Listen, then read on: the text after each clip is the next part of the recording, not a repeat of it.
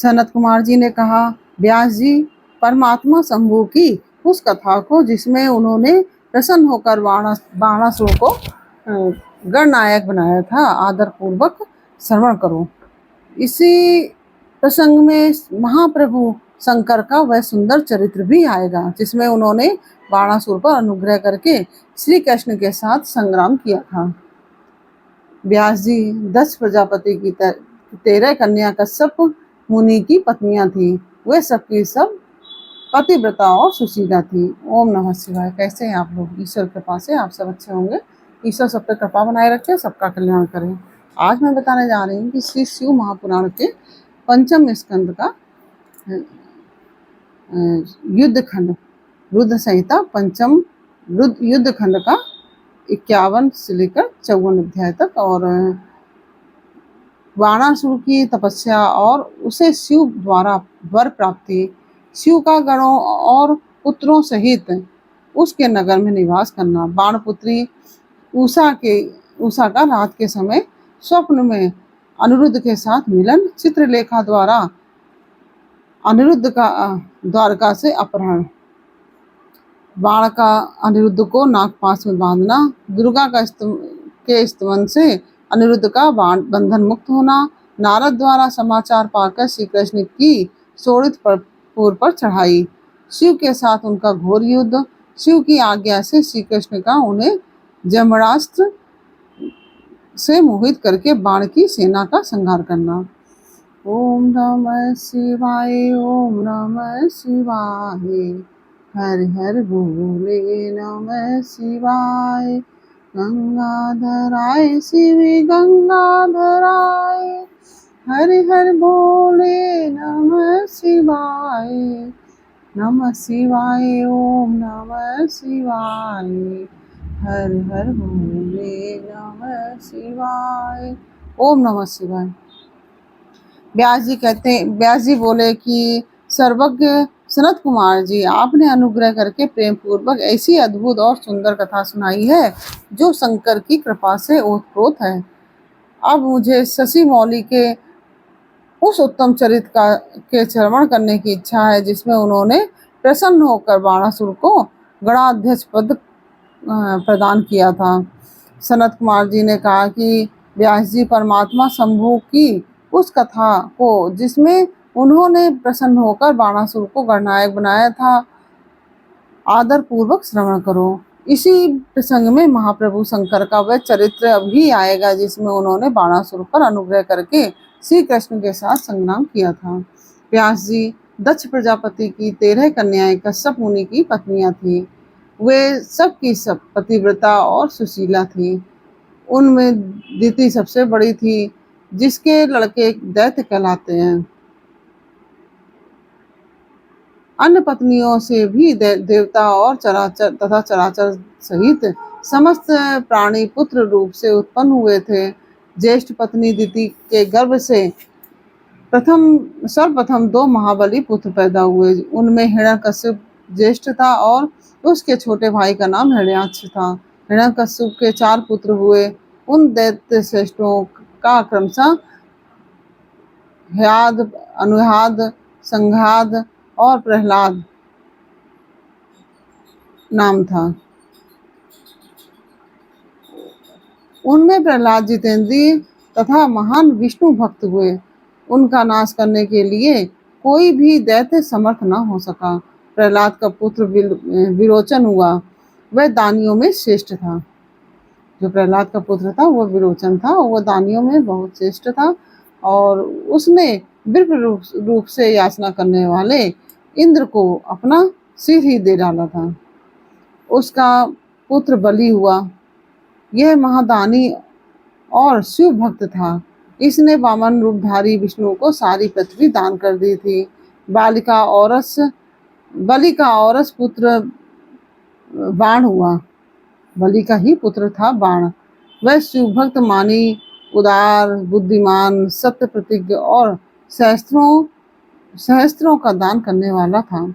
उस असुर राज ने पूर्व काल में त्रिलोकी को तथा त्रिलोकाधिपतियों को बलपूर्वक जीतकर शोणितपुर में अपनी राजधानी बनाया और वहीं रहकर राज करने लगा। उस समय देवगढ़ शंकर की कृपा से उस शिव भक्त बाणासुर के किंकर के समान हो गए थे। उसके राज में देवताओं के अतिरिक्त और कोई प्रजा दुखी नहीं थी। शत्रु धर्म का बर्ताव करने वाले देवता शत्रुतावश ही कष्ट झेल रहे थे। एक समय वह महासुर अपनी सहस्त्रों भुजाओं से ताली बजाता हुआ तांडव नृत्य करके महेश्वर शिव को प्रसन्न करने की चेष्टा करने लगा। उसके इस नृत्य से भक्तवत्सल भगवान शंकर संतुष्ट हो गए। फिर उन्होंने परम प्रसन्न हो उसकी ओर कृपा दृष्टि से देखा। भगवान शंकर तो संपूर्ण लोकों के स्वामी, शरणागत वत्सल और भक्तावांछा कल्पतरु ही ठहरे। उन्होंने बलिनंदन महासुर बाण को वर देने की इच्छा प्रकट की। उन्हें बलिनंदन महादैत्य बाण शुभ भक्तों में श्रेष्ठ और परम बुद्धिमान था। उसने परमेश्वर शंकर को प्रणाम करके उनकी स्तुति की और कहा। बाणासुर बोला, प्रभु आप मेरे रक्षक हो जाइए और पुत्रों तथा गणों सहित मेरे नगर के अध्यक्ष बनकर सर्वथा प्रीति का निर्वाह करते हुए मेरे पास ही निवास कीजिए। सनत कुमार जी कहते हैं, मैं से वह बलिपुत्र बाण निश्चय ही शिव जी की माया से मोह में पड़ गया था, इसलिए उसने मुक्ति प्रदान करने वाले दुराराध्य महेश्वर को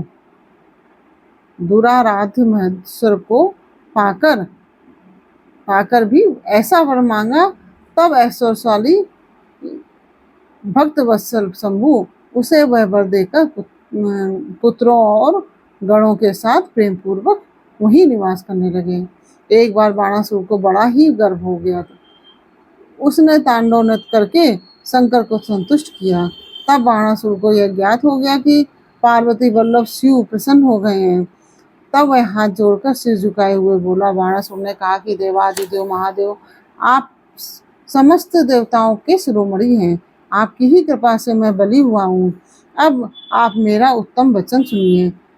देव, आपने जो मुझे 1000 भुजाएं प्रदान की हैं, ये तो अब मुझे महान भार स्वरूप लग रही हैं, क्योंकि इस त्रिलोकी में मुझे आपके अतिरिक्त अपनी जोड़ का कोई और योद्धा ही नहीं मिला। इसलिए वृषध्वज, युद्ध के बिना इन पर्वत सरीखी सहस्त्रों भुजाओं को लेकर मैं क्या करूं? मैं अपनी इन परिपुष्ट भुजाओं की खुजली मिटाने के लिए युद्ध की लालसा से नगरों तथा पर्वतों को चूर्ण करता हुआ दिग्गजों के पास गया, परंतु वे भी भयभीत होकर भाग खड़े हुए।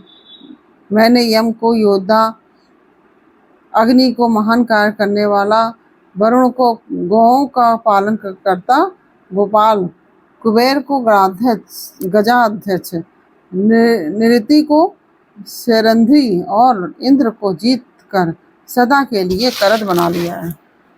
महेश्वर, अब मुझे किसी ऐसे युद्ध के प्राप्त होने की बात बताइए जिससे मेरी ये भुजाएं या तो शत्रुओं के हाथों से छूटे हुए शस्त्र अस्त्रों से जर्जर होकर गिर जाएं, अथवा हजारों प्रकार से शत्रुओं की भुजाओं को ही गिराएं। यही मेरी अभिलाषा है, इसे पूर्ण करने की कृपा करें। सनत कुमार जी कहते हैं, मुनिश्रेष्ठ, उसकी बात सुनकर भक्त बाधापहारी तथा महामन्यु स्वरूप रुद्र को कुछ क्रोध आ गया। तब वे महान अद्भुत अट्टहास करके बोले। रुद्र ने कहा कि अरे अभिमानी, संपूर्ण दैत्यों के कुछ कुल में नीच। रुद्र ने कहा कि अरे अभिमानी, संपूर्ण दैत्यों के कुल में नीच, तू सर्वथा धिक्कार है। तू बलि का पुत्र और मेरा भक्त है। तेरे लिए ऐसी बात कहना उचित नहीं है। अब तेरा दर्प चूर्ण होगा। तुझे शीघ्र ही मेरे समान बलवान के साथ अकस्मात महान भीषण युद्ध प्राप्त होगा। उस संग्राम में तेरी ये पर्वत सरीखी भुजाएं जलोनी लकड़ी की तरह शस्त्र अस्त्रों से छिन्न भिन्न होकर भूमि पर गिरेंगी। दुष्टात्मन, आयुधागार पर स्थापित तेरा जो यह मनुष्य के सिर वाला मयूर ध्वज फहरा रहा है, इसका जब वायु भय के बिना ही पतन हो जाएगा, तब तू अपने चित्त में समझ लेना कि वह महान भयानक युद्ध आ पहुंचा है। उस समय तू घोर संग्राम का निश्चय करके अपनी सारी सेना के साथ वहां जाना। इस समय तू अपने महल को लौट जा, क्योंकि इसी में तेरा कल्याण है। दुर्मते, वहां तुझे प्रसिद्ध बड़े बड़े उत्पाद दिखाई देंगे। यूं कहकर गर्भहारी भक्त वत्सल भगवान शंकर चुप हो गए। सनत कुमार जी कहते हैं, मुने यह सुनकर बाणासुर ने दिव्य पुष्पों की कलियों से अंजलि भरकर रुद्र की अभ्यर्चना की और फिर उन महादेव को प्रणाम करके वह अपने घर को लौट गया। तदंतर किसी समय देववश उसका वह ध्वज अपने आप टूटकर गिर गया। यह देखकर बाणासुर हर्षित हो युद्ध के लिए उद्यत हो गया। वह अपने हृदय में विचार करने लगा कि कौन सा युद्ध प्रेमी योद्धा किस देश से आएगा,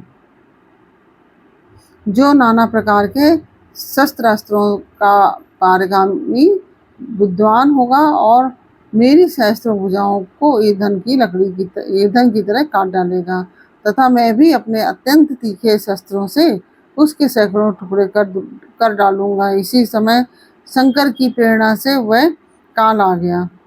एक दिन बाणासुर की कन्या उषा वैशाख मास में माधव की पूजा करके मांगलिक श्रृंगार से सुसज्जित हो रात के समय अपने गुप्त अंतःपुर में सो रही थी। उसी समय वह स्त्री भाव यानी कि काम भाव प्राप्त हो गई। तब देवी पार्वती की शक्ति से उषा को स्वप्न में श्री कृष्ण के पौत्र अनिरुद्ध का मिलन प्राप्त हुआ। जागने पर वह व्याकुल हो गई और उसने अपनी सखी चित्रलेखा से स्वप्न में मिले हुए उस पुरुष को ला देने की बात कही। तब चित्रलेखा ने कहा कि देवी, तुमने स्वप्न में जिस पुरुष को देखा है उसे भला मैं कैसे ला सकती हूँ, जबकि मैं उसे जानती ही नहीं हूँ। उसके यूं कहने पर दैत्य कन्या उषा प्रेमांध होकर मरने पर उतारू हो गई। तब उस दिन उसकी उस सखी ने उसे बचाया। मुनि श्रेष्ठ कुंभांड की पुत्री चित्रलेखा बड़ी बुद्धिमती थी। वह बाण तनिया उषा से पुनः बोली,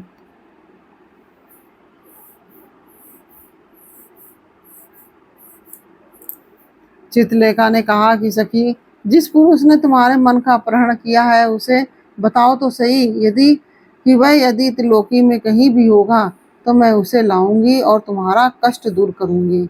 सनत कुमार जी कहते हैं, महर्षि, यूं कहकर चित्रलेखा ने वस्त्र के पर्दे पर देवताओं, दैत्यों, दानवों, गंधर्वों, सिद्धों, नागों और यक्ष आदि के चित्र अंकित किए।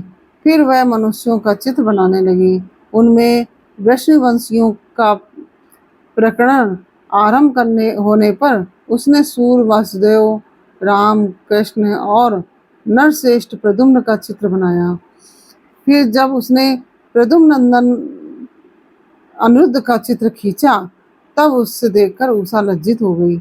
उसका मुख अवनत हो गया और हृदय हर्ष से परिपूर्ण हो गया। उषा ने कहा, सखी, रात में जो मेरे पास आया था और जिसने शीघ्र ही मेरे चित्त रूपी रत्न को चुरा लिया है, वह चोर पुरुष यही है। तदंतर उषा के अनुरोध करने पर चित्रलेखा ज्येष्ठ कृष्ण चतुर्दशी को तीसरे पहर द्वारकापुरी पहुंचकर क्षण मात्र में ही पलंग पर बैठे हुए अनिरुद्ध को महल में से उठा लाई। वह दिव्य योगिनी थी। उषा अपने प्रियतम को पाकर प्रसन्न हो गई। इधर अंतापुर के द्वार की रक्षा करने वाले वेदधारी पहरेदारों ने चेष्टाओं से तथा अनुमान से इस बात को लक्ष्य कर लिया। उन्होंने एक दिव्य शरीरधारी, दर्शनीय, साहसी तथा समरप्रिय नवयुवक को कन्या के साथ दुश्शीलता का आचरण करते हुए देख भी लिया। उसे देखकर कन्या के अंतःपुर की रक्षा करने वाले उन महाबली पुरुषों ने बलिपुत्र बाणासुर के पास जाकर सारी बातें निवेदन करते हुए कहा। द्वारपाल बोले कि देव, पता नहीं आपके अंतःपुर में बलपूर्वक प्रवेश करके कौन पुरुष छिपा हुआ है। वह इंद्र तो नहीं है जो वेश बदल कर आपकी कन्या का उपभोग कर रहा है। महाभाऊ दानवराज, उसे यहाँ देखिए और जैसा उचित समझिए वैसा कीजिए, इसमें हम लोगों का कोई दोष नहीं है।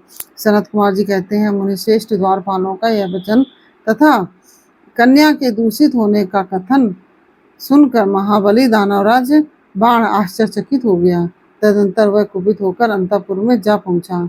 वहां उसने प्रथम अवस्था में वर्तमान दिव्य शरीरधारी अनिरुद्ध को देखा। उसे महान आश्चर्य हुआ। फिर उसने उसका बल देखने के लिए 10,000 सैनिकों को भेजकर आज्ञा दी कि इसे मार डालो। सेना ने अनिरुद्ध पर आक्रमण कर दिया। तब अनिरुद्ध ने बात में 10,000 सैनिकों को काल के हवाले कर दिया।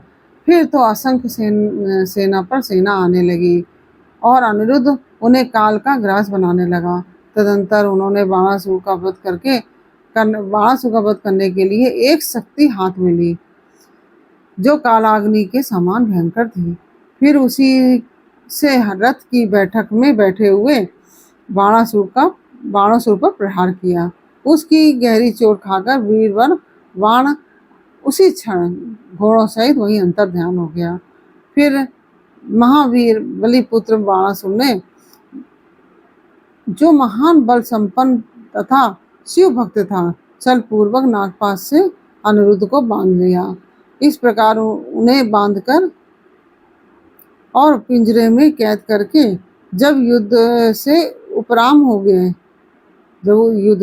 हो गया तत्पश्चात बाण कुपित होकर महाबली सूत पुत्र से बोला। बाणासुर ने कहा कि सूत पुत्र, घास फूस से ढके हुए आघात कुएं में ढकेल कर इस पापी को मार डाल। अधिक क्या कहूँ, इसे सर्वथा मार ही डालना चाहिए। सनत कुमार जी कहते हैं, मुने, उसकी यह बात सुनकर उत्तम मंत्रियों में श्रेष्ठ धर्म बुद्धि निशाचर कुंभांड ने बाणासुर से कहा। कुंभांड बोला कि देव, थोड़ा विचार तो कीजिए। मेरी समझ में तो यह कर्म करना उचित नहीं प्रतीत होता है। इसलिए इसके मारे जाने पर अपना आत्मा ही आहत हो जाएगा। पराक्रम में तो यह विष्णु के समान दिख रहा है। जान पड़ता है कि आप पर कुपित होकर चंद्रचूड़ ने अपने उत्तम तेज से इसे बढ़ा दिया है। साहस में यह शशि मौली की समानता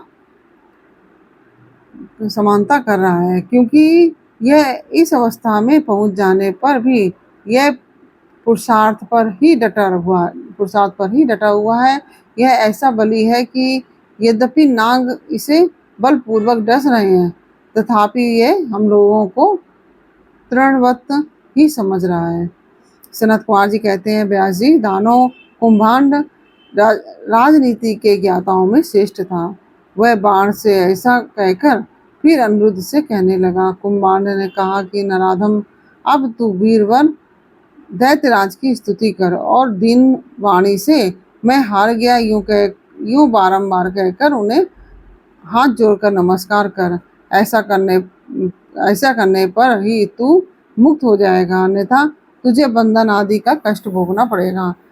उसकी बात सुनकर अनिरुद्ध उत्तर देते हुए बोले। अनिरुद्ध ने कहा कि दुराचारी निशाचर, तुझे क्षत्रिय धर्म का ज्ञान नहीं है। अरे, सूरवीर के लिए दीनता दिखाना और युद्ध से मुख मोड़कर भागना मरण से भी बढ़कर कष्टदायक होता है। मेरे विचार से तो विरुद्धाचरण कांटे की तरह चुभने वाला होता है। विरुद्धाचरण मतलब विरुद्ध आचरण। और वीरवानी क्षत्रिय के लिए रणभूमि में सदा सम्मुख लड़ते हुए मरना ही श्रेष्ठकर है। भूमि पर पड़कर हाथ जोड़े हुए दीन की तरह मरना कदापि नहीं।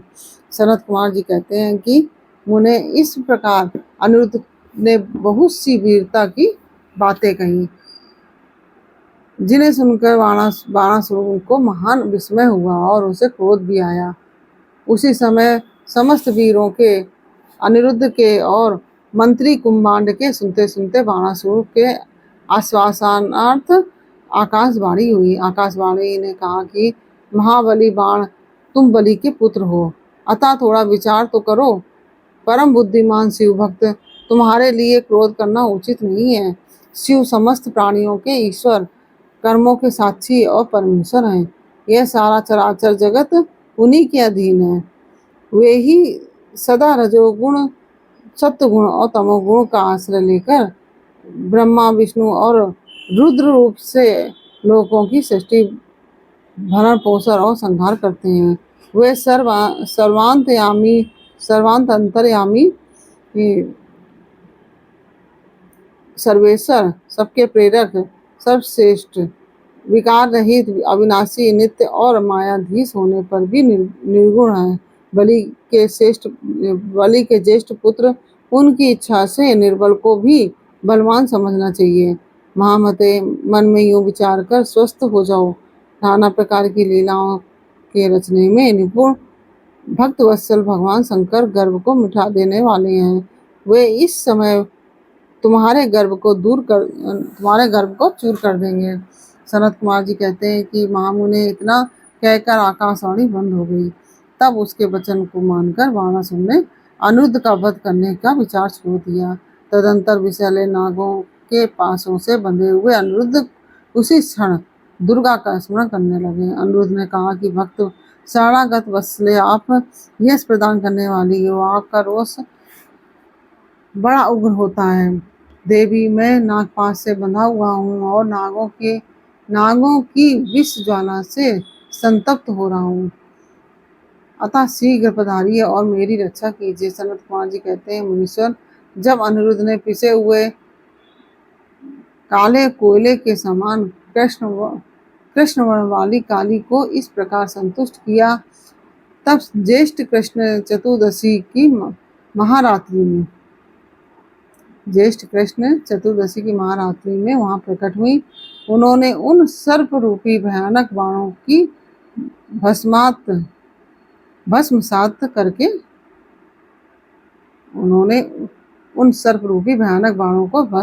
करके अपने बलिष्ठ मुखों के आघात से उस नाग पंजर को विदीर्ण कर दिया। इस प्रकार दुर्गा ने अनिरुद्ध को बंधन मुक्त करके उन्हें पुनः अंतःपुर में पहुंचा दिया और स्वयं वहीं अंतर्ध्यान हो गई।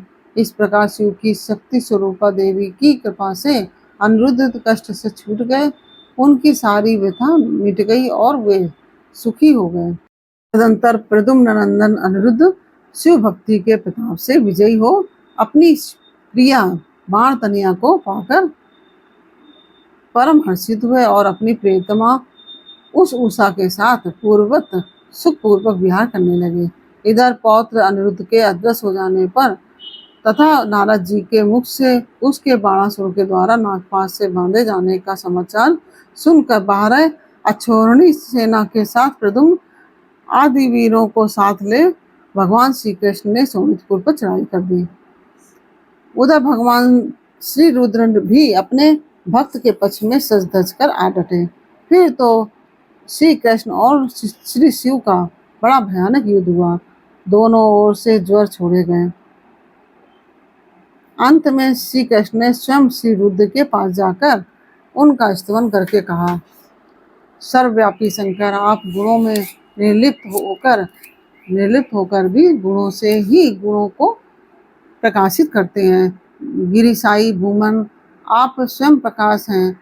जिनकी बुद्धि आपकी माया से मोहित हो गई है, वे स्त्री पुत्र, ग्रह आदि विषयों में आसक्त होकर दुख सागर में डूबते उतराते हैं। जो अजितेंद्रिय पुरुष प्रारब्धवश इस मनुष्य जन्म को पाकर भी आपके चरणों में प्रेम नहीं करता, वह शोचनीय तथा आत्मवंचक है। भगवान, आप गर्भहारी हैं। आपने ही तो इस गर्वीले बाण को साप दिया था। अतः आपकी ही आज्ञा से मैं बाणासुर की भुजाओं का छेदन करने के लिए यहाँ आया हूँ। इसलिए महादेव आप इस युद्ध से निर्वृत्त हो जाइए। प्रभु, मुझे बाण की भुजाओं को काटने के लिए आज्ञा प्रदान कीजिए, जिससे आपका शाप व्यर्थ न हो। महेश्वर ने कहा कि तात, आपने ठीक ही कहा है कि मैंने ही इस दैत्यराज को शाप दिया है कि मेरी ही आज्ञा से आप बाणासुर की भुजाएं काटने के लिए यहाँ पधारे हैं। किंतु रमानाथ, हरे क्या करूं, मैं तो सदा भक्तों के ही अधीन रहता हूँ। ऐसी दशा में वीर मेरे देखते बाण की भुजाएं कैसे काटी जा सकती हैं। इसलिए मेरी आज्ञा से आप पहले जम्भणास्त्र द्वारा मुझे जंभित कर दीजिए। तत्पश्चात अपना अभीष्ट कार्य संपन्न कीजिए और सुखी होइए। सनत कुमार जी कहते हैं कि मुनीश्वर, शंकर जी के यूं कहने पर सांख्यपाणी श्री हरि को महान विस्मय हुआ। वे अपने युद्ध स्थान पर आकर परम आनंदित हुए। व्यास जी तदंतर नाना प्रकार के अस्त्रों के संचालन में निपुण श्री हरि ने तुरंत ही अपने धनुष पर जमणास्त्र का संधान करके उसे पिनाकपाणी शंकर पर छोड़ दिया। इस प्रकार श्री कृष्ण जम्बरणास्त्र द्वारा जंभित हुए शंकर को मोह में डालकर खड्ग, गदा और वृष्टि आदि से बाण की सेना का संहार करने लगे। इस प्रकार से यह अध्याय पूरा हुआ। यह अध्याय आपको कैसा लगा यह मुझे कमेंट बॉक्स में अवश्य बताइए। अच्छा लगा हो तो वीडियो को लाइक शेयर अवश्य कीजिए। कमेंट में राधे राधे अवश्य लिखें, ओम नमः शिवाय अवश्य लिखें। फिर मिलते हैं आपसे अगले अध्याय के साथ अगले वीडियो में। तब तक के लिए ओम नमः शिवाय, राधे राधे।